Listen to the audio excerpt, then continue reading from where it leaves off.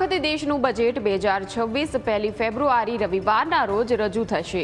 સંસદનું બજેટ સત્ર 28 જાન્યુઆરીથી શરૂ થવા જઈ રહ્યું છે, જે 2 એપ્રિલ સુધી ચાલશે। રાષ્ટ્રપતિએ તેને મંજૂરી આપી દીધી છે। 28 જાન્યુઆરીએ રાષ્ટ્રપતિનું અભિભાષણ હશે। 29 જાન્યુઆરીએ આર્થિક સર્વેક્ષણ રજૂ થશે।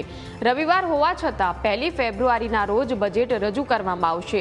બજેટ સત્રનો પહેલો તબક્કો 13 ફેબ્રુઆરીએ સમાપ્ત થશે। બીજો તબક્કો 9 માર્ચથી શરૂ થશે અને 2 એપ્રિલ સુધી ચાલશે।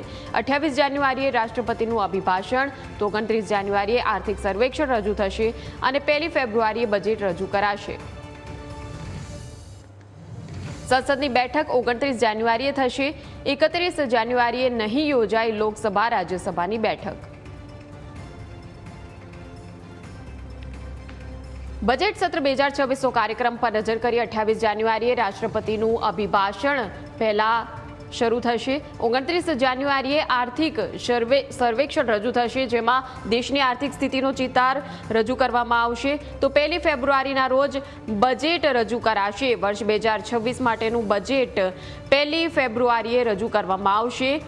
પહેલા ફેઝમાં કાર્યક્રમ, બીજા ફેઝમાં બીજા તબક્કો 9 માર્ચથી 2 એપ્રિલ સુધી ચાલશે। સંસદની બેઠક 29 જાન્યુઆરીએ થશે।